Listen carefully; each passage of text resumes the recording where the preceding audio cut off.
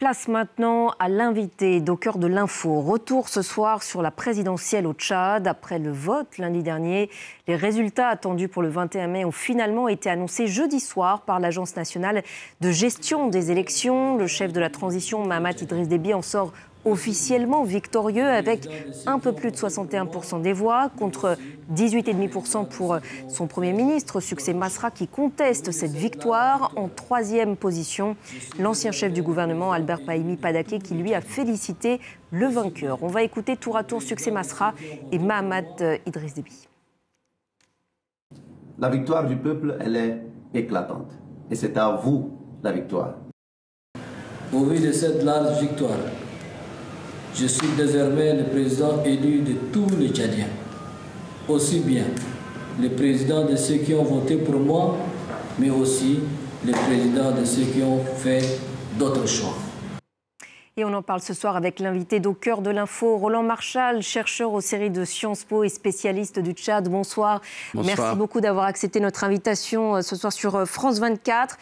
Un mot tout d'abord, Roland Marchal, du timing de ces résultats. Je le disais, on attendait ces résultats pour le 21 mai. Il y a 26 000 bureaux de vote au Tchad, donc ça prend un certain temps, en théorie en tout cas. Comment interpréter ce timing ? Ça prend un temps certain et effectivement, on peut être surpris de la rapidité et de l'efficacité de l'Agence nationale des élections. Je crois que les réseaux sociaux ont joué leur rôle, c'est-à-dire on commençait à faire apparaître un certain nombre de récépissés de bureaux de vote, vrai ou faux, on ne sait pas, mais d'une certaine façon, il était urgent de marquer l'autorité et la centralité de l'agence, et donc on l'a fait. Et évidemment, je crois, comme cela est reflété dans l'entretien de M. Masra, il y avait aussi cette idée qu'à la fois il y avait des fraudes et que Succès Masra était en train de gagner. On parlait de plus de 70% des voix. Donc il fallait couper court à tout ça, et c'est ce qui a été fait. Que vous inspirent ces résultats officiels, donc un peu plus de 61% pour Mahamat Idriss Déby et 18,5% pour Succès Masra et l'ancien chef du gouvernement Albert Pahimi Padaké, qui est non loin derrière d'ailleurs. Si vous voulez, les résultats, bon d'abord, vu la façon dont le code électoral a été conçu, on ne saura jamais quel a été le pourcentage et le pourcentage réel. Et donc, il faut prendre en compte cela. Ils seront peut-être corrigés à la marge par la Cour constitutionnelle. Mais fondamentalement, ce qu'on voit, c'est la répétition d'un système avec en plus une petite touche qui est intéressante à regarder, puisqu'on promeut, disons, même dans un rôle relativement secondaire, deux hommes politiques du Sud, Succès Masra et Albert Pahimi, et qu'on leur donne à peu près le même nombre de voix. Donc cette compétition entre ces deux hommes politiques sudistes risque d'alimenter un peu la suite des événements. En tous les cas, c'est un pari qui est sans doute fait par certains à N'Djamena. Et encore une fois, il faut rappeler que la Cour constitutionnelle n'a pas donné les résultats définitifs, même si je pense qu'il n'y aura pas de véritable changement. Et puis surtout que ce qui est essentiel, même si la nouvelle Constitution ne donne pas un espace très important, c'est le Parlement. Et donc c'est les élections parlementaires. On va y revenir par la suite. Vous l'évoquiez avant même l'annonce de ces résultats et la contestation de ces résultats par Succès Masra. Celui-ci dénonçait des fraudes, mais aussi des menaces, des violences graves visant ses sympathisants, ainsi que des arrestations arbitraires. Quelle crédibilité pour ce processus électoral ? Écoutez, je crois qu'il faut faire confiance un peu à, je dirais, la société civile, c'est-à-dire les multiples organisations de la société civile, qui ne sont pas toutes de l'opposition par ailleurs, et qui vont, dans les heures et les jours qui viennent, produire un certain nombre de textes, de preuves, peut-être de nouvelles allégations qui vont permettre quand même d'y voir un peu plus clair et effectivement peut-être d'alerter si les arrestations sont multipliées ou au contraire de se dire que bon, c'est une fin d'élection peut-être pas très facile, assez tendue, puisque les militaires sont toujours oui, il y a un fort dispositif policier qui est présent à N'Djamena. Et qu'on voit et qui est extrêmement visible, et je crois qu'il vise à empêcher ou en tous les cas à faire peur, comme ça a été le cas par le passé. On peut craindre d'ailleurs des violences post-électorales? Vu l'ampleur du dispositif policier et militaire, c'est plutôt militaire que policier, je crois que les manifestants savent qu'ils risqueraient très gros. Donc je crois que la façon dont ça va se passer, c'est peut-être un peu en province où le dispositif est plus relâché. Et puis surtout, ça va être les calculs, encore une fois, réels ou fictifs de l'opposition sur quel est leur espace politique aujourd'hui, avec des résultats pareils qui, quand même, ont une résonance dans l'histoire récente du Tchad. Une opposition largement évincée avant même ce scrutin. Qu'est-ce qu'il en reste aujourd'hui? Alors je crois qu'il ne faut pas mésestimer l'importance de Succès Masra. Le succès Masra, lorsqu'il devient Premier ministre en tout début d'année, et finalement devient plutôt un sujet controversé, puisque beaucoup de gens l'accusent d'avoir trahi les manifestants. Ancien opposant, donc, voilà. Qui, à l'issue d'un arrangement, est devenu Premier ministre. Et il devient Premier ministre. Et en fait, la campagne électorale ou la dynamique de la campagne électorale lui a redonné un rôle d'opposant et de principal opposant au régime en place. Et donc, sa popularité dans le cadre de cette campagne a surpris d'ailleurs. Oui, je crois qu'il faut le dire. Au tout début, moi j'étais à N'Djamena au mois de décembre et je dois dire j'ai entendu des propos assez peu amènes à son égard de la part de sudistes mais aussi de nordistes, pour employer le vocabulaire tchadien. Et en fait, non. Ce qui est important et ce qui rend les résultats relativement surprenants, c'est qu'il a fait des meetings avec un regroupement de population tout à fait considérable et que également cette popularité allait au-delà, disons, de sa base traditionnelle ou, comme c'est le cas souvent dans la politique, c'est-à-dire de son endroit de naissance, son groupe ethnique, et que ça a vraiment également eu un impact dans des villes comme Abéché, par exemple, qui pourraient ou qui auraient pu être plutôt défiantes à son égard. Donc là, on attend les résultats dans le détail, d'une part pour apprécier, et puis d'autre part, je pense que d'une certaine façon, il bénéficie d'une situation où, étant de fait vu comme le seul opposant, même s'il y en a bien d'autres, il peut espérer bénéficier d'une popularité au moment des élections législatives, ce qui est évidemment quelque chose de très important au Tchad, comme dans n'importe quel pays. On le sait très bien en France. Il faut avoir une majorité parlementaire pour gouverner. Et en tous les cas, un groupe parlementaire important aurait une incidence très forte sur la gouvernance tchadienne. Et si les résultats restent plus ou moins identiques à l'issue des résultats donc officiels de la Cour constitutionnelle, est-ce qu'un nouvel arrangement, vous pensez, est possible avec le pouvoir en place? Alors je n'exclus rien, même si je crois qu'une partie un peu plus radicale de l'opposition va regarder avec beaucoup d'attention ce qui est en train de se passer au Darfour, notamment au nord Darfour, dans la ville d'El Fasher, et d'une certaine façon... El Fasher, sur laquelle les paramilitaires du général Hemeti ont encerclé et disons, on pense que, je n'ai pas d'informations très précises, mais on estime que la bataille est d'une certaine façon inéluctable. Voilà, contre les forces du général Al-Bourhan, avec une crainte énorme pour les civils. Aidés par les principaux groupes armés du Darfour qui sont Zagawa, c'est-à-dire de la même ethnie que Mohamed Idriss Déby. Donc, si vous voulez, on a une situation régionale qui est un peu compliquée. Et ce calcul, c'est un peu...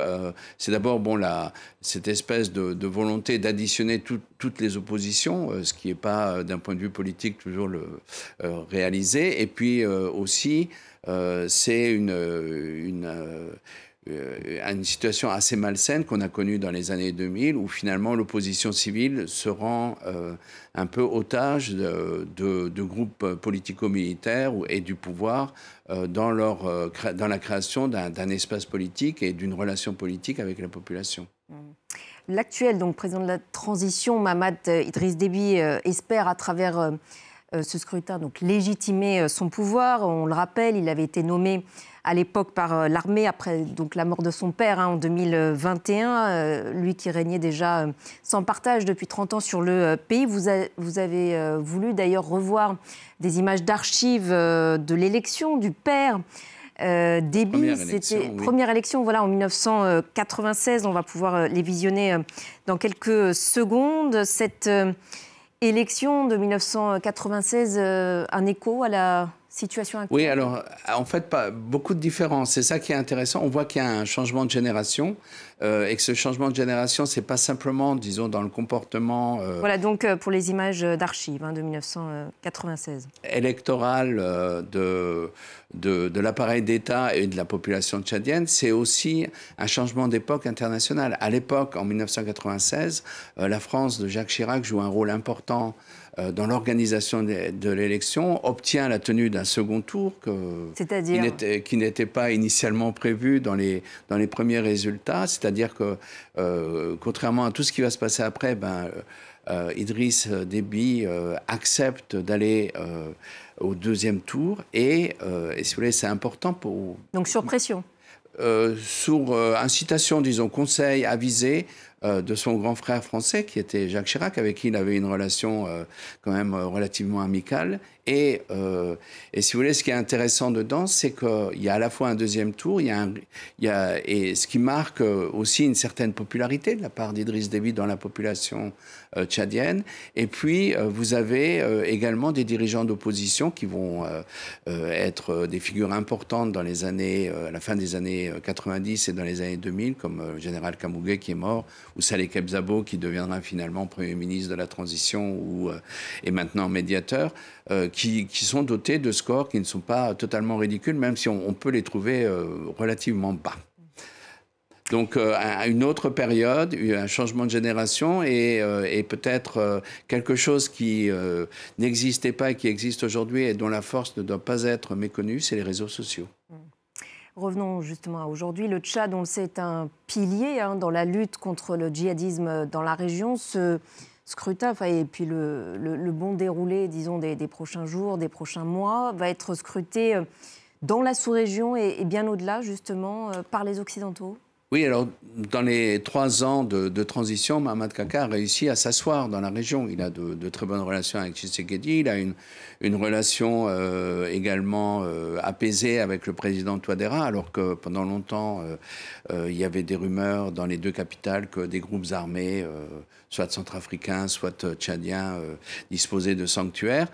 Je crois que le vrai problème qui va se poser à lui, ça va être effectivement la renégociation de ses relations, maintenant qu'il est élu, avec les grandes puissances, c'est-à-dire les États-Unis qui ont eu quand même quelques moments difficiles dans les dernières semaines, la France, dont on parle beaucoup. Alors la France qui a donc 1000 soldats sur place. Et qui a une présence militaire qui n'a pratiquement pas cessé depuis les années 60, depuis la fin des années 60, et qui évidemment entend rester et conserver l'essentiel de ses prérogatives actuelles. Bon. Et puis évidemment la Russie... Quelles sont les intentions du côté du Tchad, vous pensez ? Si vous voulez, le changement de génération qu'on voyait donc entre 1996 et 2024 me fait penser, en voyant également les évolutions ailleurs dans la région, que Mohamed Kaka et ses conseillers vont... Mohamed Kaka, Idriss... Et le président tchadien, donc, va essayer de renégocier. Alors, il y a 2 thèses. Il y a la première thèse qui est de renégocier à la hausse toutes les facilités qu'il octroie aux grandes puissances occidentales.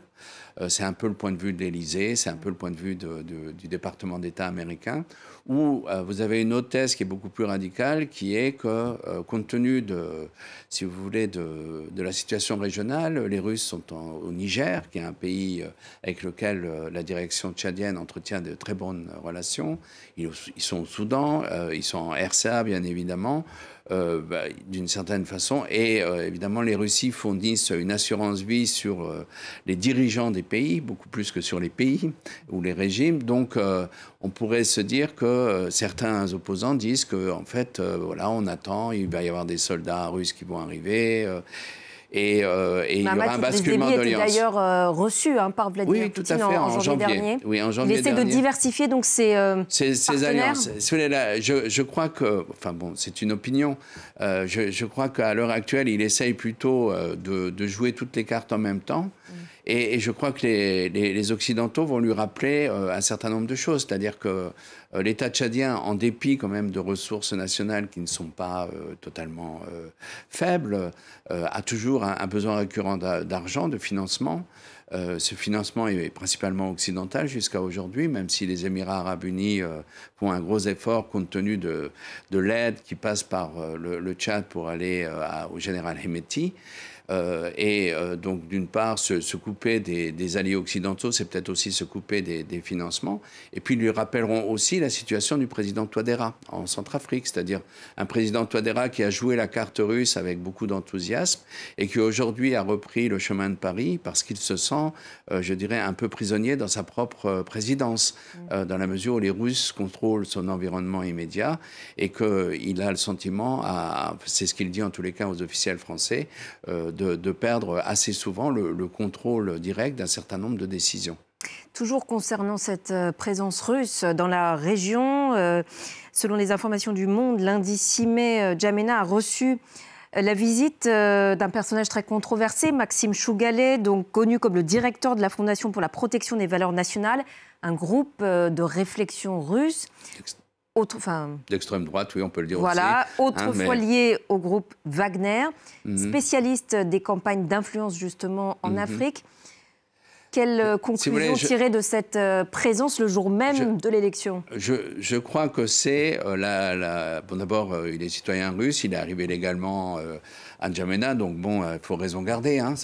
C'est pas lui qui va changer la structure du vote, en l'occurrence, et les résultats. De l'autre, ce qu'on voit, c'est qu'au minimum, il y a une mise en compétition qui a commencé dès l'annonce des résultats. Donc, il faut voir maintenant comment ça va aller. Le président Kaka a fait un certain nombre a pris un certain nombre de décisions, par exemple, en octroyant le contrat d'entretien des hélicoptères russes et avions russes que l'armée tchadienne possède à une entreprise russe et non plus à l'entreprise ukrainienne qu'il a eue pendant des années. Donc on voit qu'il y a un certain nombre de messages qui sont envoyés à tout le monde. La question, c'est jusqu'où les uns et les autres veulent aller et pas forcément, ça n'implique pas forcément une situation de conflit. Peut-être un mot, parce que l'heure tourne, Roland Marchal, sur les principaux défis aujourd'hui et les préoccupations principales des Tchadiens. Alors écoutez, pendant les campagnes électorales, il y a eu quelques vidéos assez sévères de ce point de vue-là. Les Tchadiens veulent l'électricité et l'eau, comme d'ailleurs en Centrafrique. C'est des ressources absolument, des services publics auxquels ils ont droit, ils estiment avoir droit. Et là, en Centrafrique, comme d'ailleurs au Tchad, on les promet, et depuis des années, depuis même plusieurs décennies, sans jamais que ça soit accessible. Donc le nouveau président devra faire un effort extrêmement important s'il veut garder une crédibilité parmi la population. Et puis l'autre grand problème, il faut le dire, c'est qu'est-ce qui va se passer au nord Darfour et comment la crise qui semble extrêmement probable au nord Darfour risque d'impacter les réfugiés, mais aussi sans doute des débats à l'intérieur des cercles militaires tchadiens sur faut-il continuer à aider Hemeti alors que nos parents, puisque c'est le même groupe ethnique du Soudan, sont eux sous la menace d'une victoire des forces de soutien rapide. Et rapidement, ces législatives que vous évoquiez il y a quelques minutes, qui auront lieu donc à la fin de l'année, si je ne me trompe pas, à quoi peut-on s'attendre ? Alors, il y a ce qu'on aimerait et puis ce qui peut arriver. Et je crois qu'évidemment, je crois que beaucoup de Tchadiens qui sont un peu déçus quand même de ces résultats, pas par la victoire de Mohamed Kaka proprement, mais par, disons, ce qui l'a entouré. Dans le sens du contrôle du processus électoral, d'un certain nombre de censures ou de choses qui sont d'événements un peu déplaisants. Ils aimeraient qu'il y ait un message et une ouverture beaucoup plus grande au moment des élections législatives, puisqu'elles ne remettent pas en cause le statut du président. Si vous voulez, là aussi, il y a les espoirs des uns, et puis il y a une espèce de tradition récente, hein, puisqu'elle n'a pas 30 ans de la vie politique politique tchadienne qui oblige à être particulièrement raisonnable et peut-être ne pas espérer l'impossible. Merci infiniment Roland Marchal pour votre éclairage ce soir sur le Tchad et sur la présidentielle. Fin de cet entretien. Merci à vous de l'avoir suivi. Entretien à retrouver sur notre site internet et nos réseaux sociaux. Prochain point complet sur l'actualité internationale dans quelques minutes.